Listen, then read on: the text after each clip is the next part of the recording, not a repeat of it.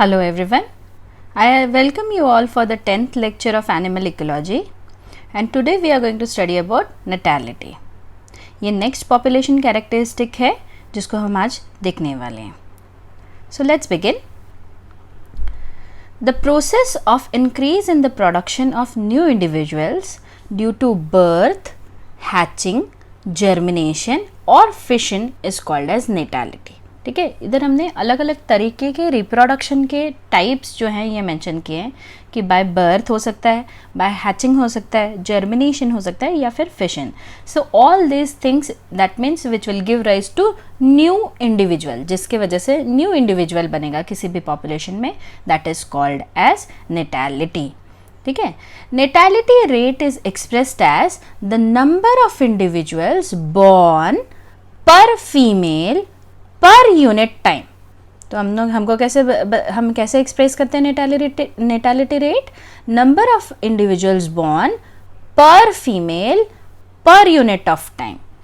ठीक है, हर फीमेल में के एक यूनिट ऑफ टाइम में जितने इंडिविजुअल्स बॉर्न होंगे एक फीमेल से, that will be called as natality rate.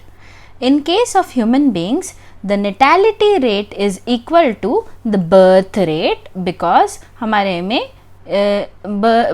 birthing is the only way of reproduction. ठीक है, और कोई और तरीके से हमारा reproduction नहीं होता है और generally there is only a single organism born each time except where twins or multiple babies are born, but those are not a rare common condition, it is a rare condition.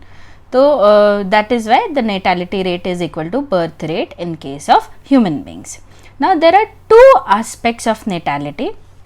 ठीक है, एक aspect है fertility और दूसरे aspect को हम बोलते हैं फिकंडिटी. ठीक है, fertility is nothing but a physiological notion which indicates that an organism is capable of breeding. ठीक है, ये क्या इंडिकेट करता है कि एक ऑर्गेनिज्म फर्टाइल है. ठीक है, इट इज केपेबल ऑफ, मैं ऐसे लिखती हूँ, capable of breeding. So when an organism is considered as capable of breeding, we call that organism as fertile. और उस concept को हम क्या बोल रहे हैं, उस चीज़ को हम क्या बोल रहे हैं, fertility. Same way, fecundity ये दूसरा concept है, where fecundity is a ecological concept. Fertility क्या है, physiological concept है. ठीक है, it is a physiological concept. ठीक है, मतलब एक ऑर्गेनिज्म फर्टाइल है या स्टेराइल है ये फिजियोलॉजी पे डिपेंड करेगा, इसीलिए फर्टिलिटी क्या है, फिजियोलॉजिकल कंसेप्ट है, वेयरएज फिकंडिटी ये क्या है, इकोलॉजिकल कंसेप्ट है. Okay, so fecundity is a ecological concept that is based on the number of offsprings produced during a period of time. मतलब कितने ऑफस्प्रिंग्स एक पीरियड ऑफ टाइम में, एक साल में कितने ऑफस्प्रिंग्स हो रहे हैं, सो दैट इज फिकंडिटी. ठीक है, पर फर्टिलिटी क्या है कि एक साल में एक फीमेल कितने इंडिविजुअल्स प्रोड्यूस कर सकती है, that is fertility, and this is fecundity. ठीक है, फॉर एग्जाम्पल ह्यूमन पॉपुलेशन में ओनली 1 बर्थ पर 8 years पर फीमेल ये कंसिडर किया जाता है नॉर्मल रेट, वेयर एज ये फर्टिलिटी ये किया जाता है. पर पोटेंशियल फर्टिलिटी कैसी है, बर्थ जो है ये 9 to 11 months में एक बार में एक बर्थ जो है वो हर फीमेल में हो सकता है, because 9 months gestation and 2 months again वापस उसको कंसीव करने के लिए लगेंगे नॉर्मल इसमें आके, ये मिनिमम पकड़ के. तो आप इन एन एवरेज 9 to 11 बोलने की जगह मैं 1 year बोलती हूँ कि एक साल में एक baby can be produced. Fine, so that is fertility and fecundity. Fecundity के बारे में we will see further in detail. Let's proceed for now, right now, and let's see the two types of natality which we have to study. ठीक है, natality are of two types. First one is called as maximum natality and the second one is called as ecological natality. So let's see what is maximum natality and what is ecological natality. ठीक है, maximum natality is the theoretical maximum production. ठीक है, देखिए क्या क्या हमने बोला, theoretical है, मैक्सिमम है, प्रोडक्शन है, किसका, न्यू इंडिविजुअल्स का, अंडर आइडियल कंडीशंस. ठीक है, तो ये थियोरेटिकल है, एक्चुअल जो है वो ऐसा नहीं रहेगा. थियोरेटिकल हम बात कर रहे हैं और इसको हम कितना बोल रहे हैं, मैक्सिमम कितना प्रोड्यूस कर सकते हैं. जैसे अभी मैंने बोला हर फीमेल साल में एक baby, so that is theoretical maximum natality. ठीक है, it is a theoretical reproductive rate, it is not the actual reproductive rate, therefore it is going to be constant for a particular species. ठीक है, तो हर species की capacity जो है वो ये कांस्टेंट रहेगी. ह्यूमन में जैसे हमने बोला यही वही, अगर आप एग्जांपल दूसरे किसी ऑर्गेनिज्म का लेंगे, लेट्स से बर्ड, अगर साल में वो बर्ड 2 एग्स ले करती है फॉर एग्जांपल, तो the theoretical maximum reproductive rate is कि it can produce 2 eggs throughout the year. ठीक है, it is also called as fecundity rate. ठीक है, ये थेरोटिकल है, it is called as also called as fecundity rate, और ये ecological concept है क्योंकि एक्चुअल में ये होता नहीं है, ये थेरोटिकल है. इसको हम सिर्फ थेरोटिकली बोल रहे हैं कि इतना हो सकता है मैक्सिमम, पर एक्चुअल में कभी भी ऐसा नहीं होता है. क्यों नहीं होता है? क्योंकि यहाँ पे देखिए हमने क्या एक चीज़ मेंशन की है, आइडियल कंडीशंस. आइडियल कंडीशंस में इतने प्रोड्यूस होंगे, एंड एक्चुअल नेचर में कभी भी कोई भी चीज़ एग्जैक्ट आइडियल कंडीशंस से चलती नहीं है. There are so many other things which are involve. For example, in a natural population we can say the availability of food is important, availability of water is important, other ecological resources has to be there. ideal conditions के मैं बता रही हूँ, सब क्या क्या होना चाहिए, फूड होना चाहिए, वाटर होना चाहिए, बाकी ecological resources होना चाहिए, mate availability होनी चाहिए, right. So considering all these factors, ठीक है, प्रिडेटर्स नहीं होने चाहिए. Considering all these factors, the actual rate of reproduction is not same as the theoretical rate of reproduction. ठीक है, हम बोलते हैं, जैसे मैंने बोला, बर्ड 2 अंडे साल में अगर वो प्रोड्यूस कर सकते हैं, कोई एक एक्स बर्ड है जिसकी मैक्सिमम कैपेसिटी है 2 एग्स प्रोड्यूस करना साल में. But what if she Lay's the eggs और उसके बाद कोई प्रेडेटर आके उसका एग खा लेता है, या कुछ एक्सीडेंटली वो एग गिर जाता है एंड इट डज नॉट, या वो हैच नहीं कर पाती, इंक्यूबेट नहीं कर पाती है, तो एग हैच नहीं होता है. So there are so many things which can go wrong. So in हम जब मैक्सिमम नेटालिटी बोलते हैं, we are talking about the ideal conditions which actually never exist. So that is called as fecundity rate. It is also called as fecundity rate, and it is also known by other names like absolute या फिर potential. मतलब इतना potential है reproduction का, पर actual में नहीं होता है. और it is also called as sometimes physiological natality. ठीक है, बॉडी की कैपेसिटी इतनी है, इसीलिए हम कभी कभी इसको फिजियोलॉजिकल नेटालिटी भी बोलते हैं. ठीक है, कंफ्यूज नहीं करिएगा, क्योंकि हमने पिछले स्लाइड में फिजियोलॉजिकल कंसेप्ट बोली थी फर्टिलिटी को, और इकोलॉजिकल कंसेप्ट बोली थी फिकंडिटी को, पर यहाँ पे हम बात कर रहे हैं फिजियोलॉजिकल नेटालिटी की. Okay, let's see further. next, see the ecological natality. It is the actual increase in the population under natural condition. ये वो क्या था, theoretical था in ideal condition, ये क्या है, actual increase है under natural condition. It takes into account all the possible existing environmental conditions. जैसे मैंने अभी आपको explain किया, ये सारे possible जो existing environmental conditions है उसको consider करके calculate किया जाता है. It is also called as fertility rate. ठीक है, इसको क्या बोलते हैं हम लोग, fertility rate बोलते हैं. Fine. It varies with the size and the composition of the population and with the environmental conditions also. तो ये वेरी करेगा साइज और कंपोजिशन पॉपुलेशन के. फॉर एग्जांपल, अगर फीमेल्स ज़्यादा हैं पॉपुलेशन में, मेल्स कम है, तो मेट सिलेक्शन नहीं हो पाएगा, तो ये वेरी करेगा. ठीक है, साइज तो बोला ही हमने पॉपुलेशन का, कंपोजिशन भी इंपॉर्टेंट है. अभी हमने पढ़ा था ना सेक्स रेशियो लास्ट लेक्चर में, जिसमें हमने बोला था मेल्स कितने हैं, फीमेल्स कितने हैं, तो that composition of population plays a role. And also environmental conditions, तो कंड्यूसिव एनवायरमेंटल कंडीशंस होनी चाहिए. कंड्यूसिव मतलब फेवरेबल, कंड्यूसिव एनवायरमेंटल कंडीशंस, यहाँ लिखती हूँ मैं, कंड्यूसिव एनवायरमेंटल कंडीशंस. ठीक है, कंड्यूसिव मतलब क्या, फेवरेबल. ठीक है, याद रखिएगा ये word. Fine. The rate at which a female produces offsprings is determined by 3 population characteristics. ठीक है, 3 पॉपुलेशन कैरेक्टरिस्टिक्स है जिसके ऊपर से रेट ऑफ इंडिविजुअल्स जो प्रोड्यूस होंगे, जिस रेट पे फीमेल प्रोड्यूस करेगी ऑफस्प्रिंग, ये डिटरमाइन होता है. Number 1 is called as clutch size. ठीक है, क्या होता है, क्लच साइज. अब क्या है ये clutch size? Clutch size is nothing but the number of young one produced on each occasion. ठीक है, क्या है ये, number of young ones produced on each occasion. अगर आपको ये समझ में आया है इसका मतलब, तो आप मुझे बताओगे कि ह्यूमन की क्लच साइज क्या है? Yes, right. We give birth to one baby at a time. So clutch size in case of human is 1. ठीक है, ये जनरल होता है, ये थोड़ा वेरी भी हो सकता है क्लच साइज एक्सेप्शनली, जैसे ह्यूमन में 1 होती है, टाइगर लायंस में 4 होती है, जिसको लिटर साइज भी बोलते हैं हम, 4 वो कब्ज एक साथ पैदा करते हैं। पर कभी कभी जैसे हम ह्यूमन बींग्स में जैसे 1 के जगह ट्विन बेबीज होते हैं, ट्रिपलेट्स होते हैं, क्वाड्राप्लेट्स होते हैं ओकेजनली, वैसे ही या रेयरली आई वुड से, वैसे ही कभी कभी ऐसा लायंस टाइगर्स में भी होता है कि 4 की जगह 5 हो गए।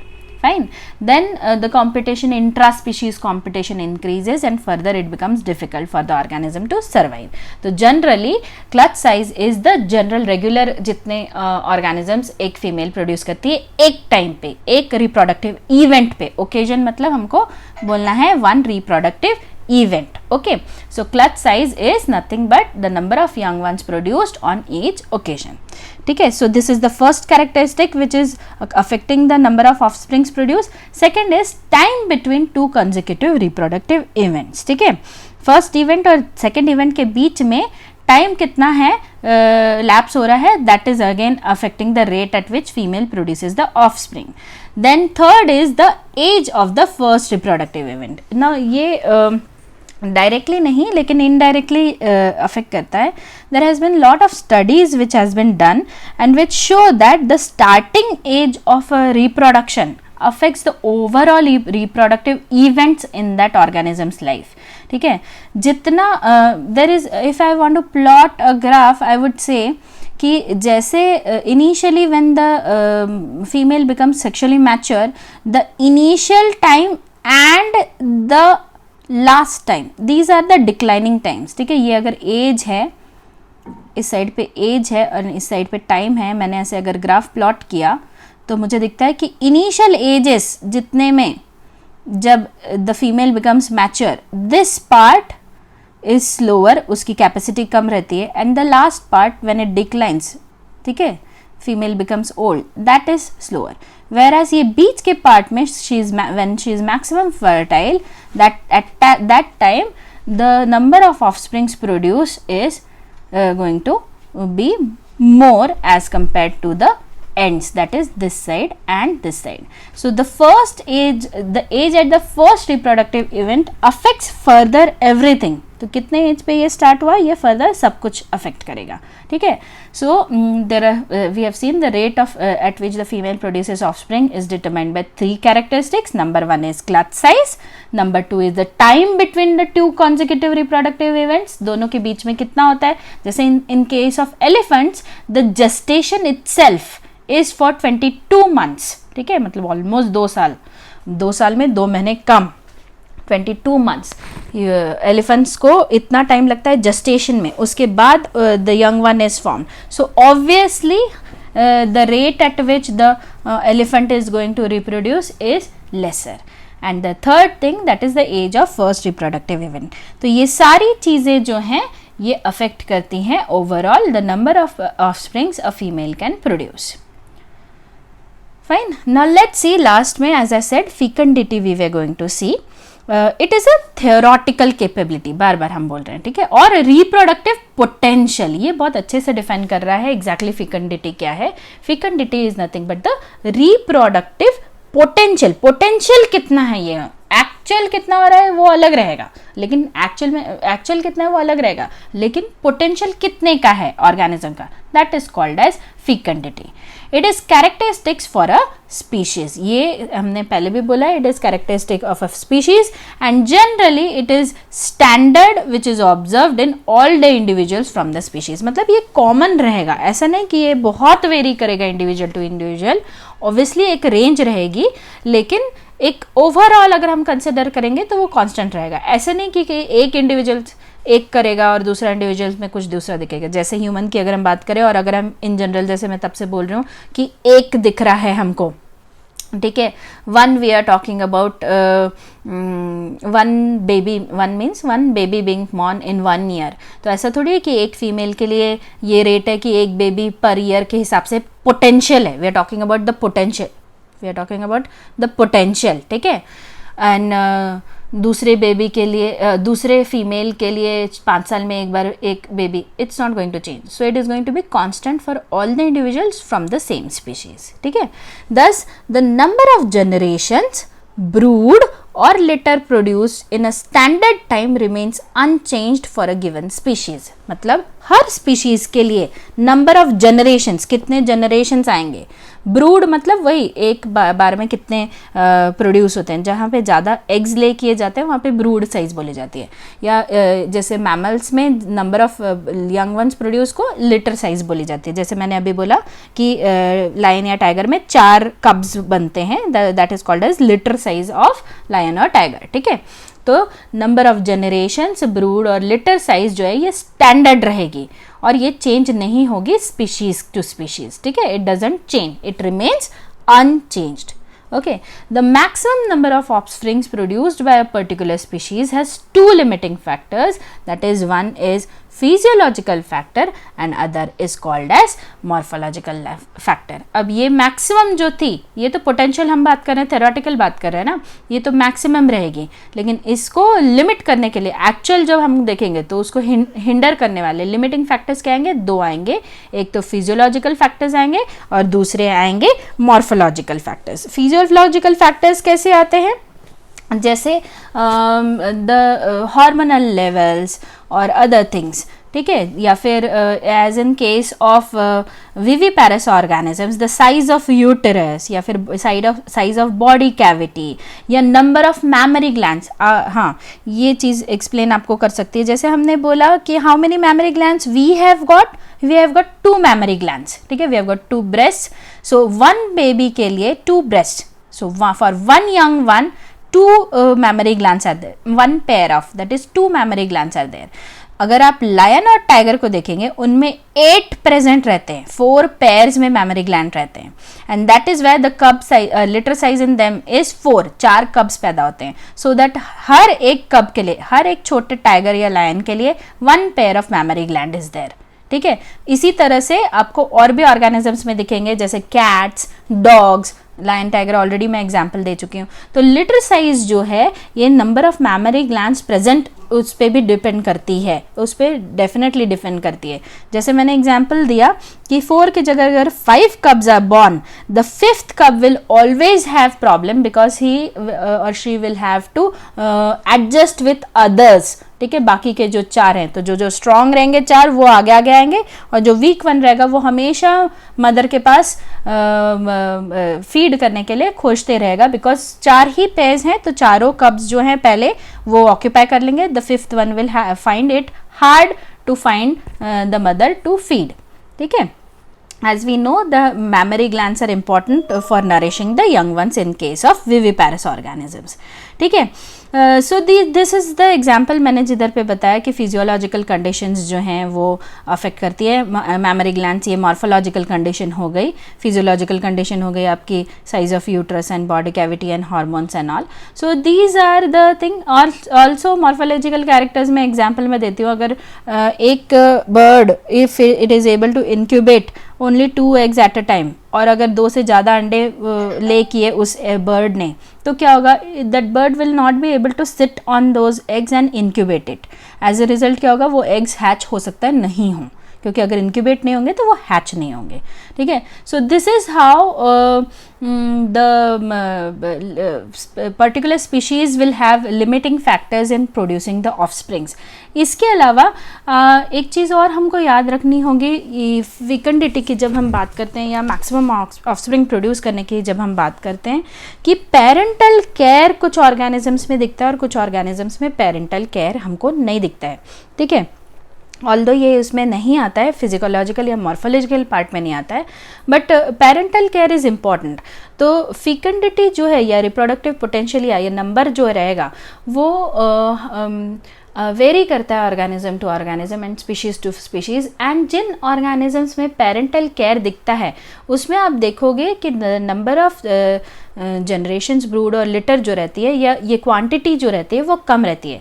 मोर the parental care lesser will be the organisms produced and higher the lesser the parental care more will be the organisms produced. जैसे एग्जांपल देती हूँ, आपने कभी हाउस फ्लाई को एग ले करने के बाद उसके एग्स को देखा है क्या कि वो पेरेंटल केयर देते हैं या देखते हैं, उसका ध्यान रखते हैं? नहीं।